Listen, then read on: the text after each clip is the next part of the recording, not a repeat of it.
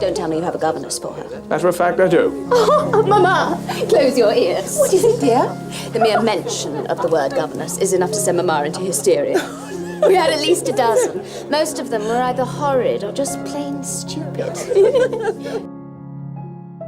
From Jane Eyre to Vanity Fair, Victorian literature featured a new central figure in novels and short stories, the governess.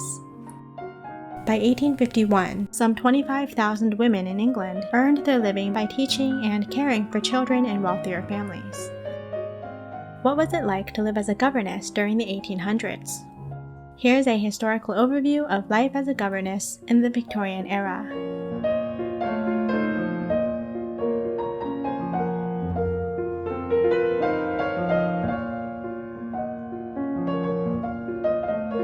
During the 19th century, a woman who was not financially supported by a husband or another male relative had limited ways to earn a living. Unmarried women in middle-class families, for example, daughters of doctors, lawyers, and clergymen, might have to seek what was considered socially acceptable employment. An initially well-to-do family might have fallen on hard times due to economic woes or banking crises. Serving in a shop or working in a factory would have been humiliating for educated women at the time. A respectable option was for them to get a job as a teacher, either at a girls' school or in someone's home. In the case of the Bronte sisters, their father's lack of a private income meant that they had to find work as teachers and governesses. Their writing was influenced by these experiences.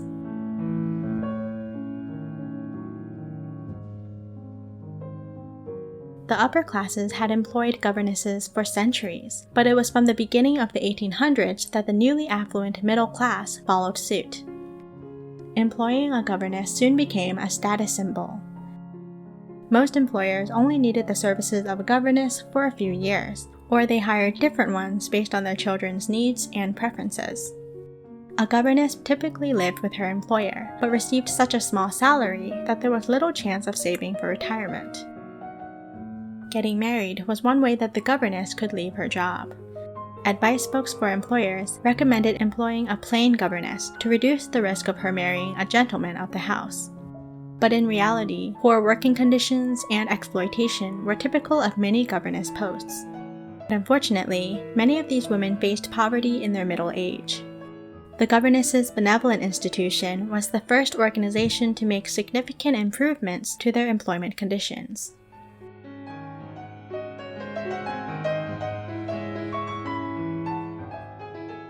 Expectations for female education evolved throughout the 19th century.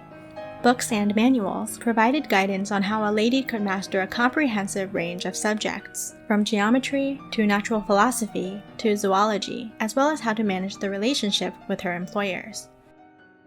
Families placed increasingly high demands on governesses to acquire more knowledge and accomplishments in order to properly educate their children. It was also important that a governess have the right social status. Her posture, speech, manners, and personal presentation were considered just as important, if not more so, than her academic knowledge.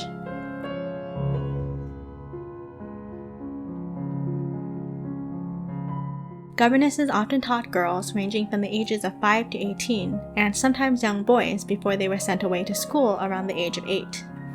Young ladies might be coached in English grammar, history, geography, and conversational French, as well as key accomplishments such as singing, dancing, drawing, painting, and playing the piano. Above all, governesses were expected to set a good example of modest moral behavior. In addition to teaching reading, writing, and arithmetic to young children, the governess was to look after their moral education as well. Outside of lessons, a governess provided companionship and supervision.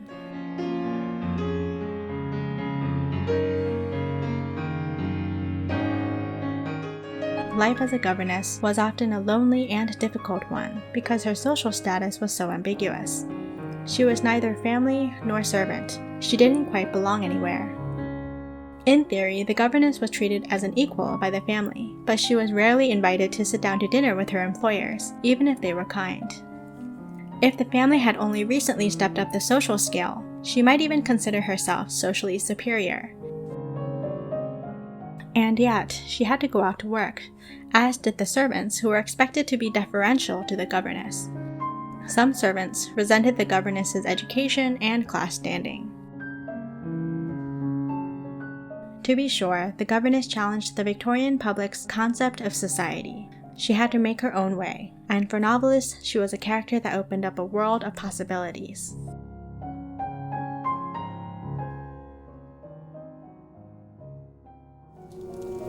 Pardon? All governesses have a tale of woe. What's yours?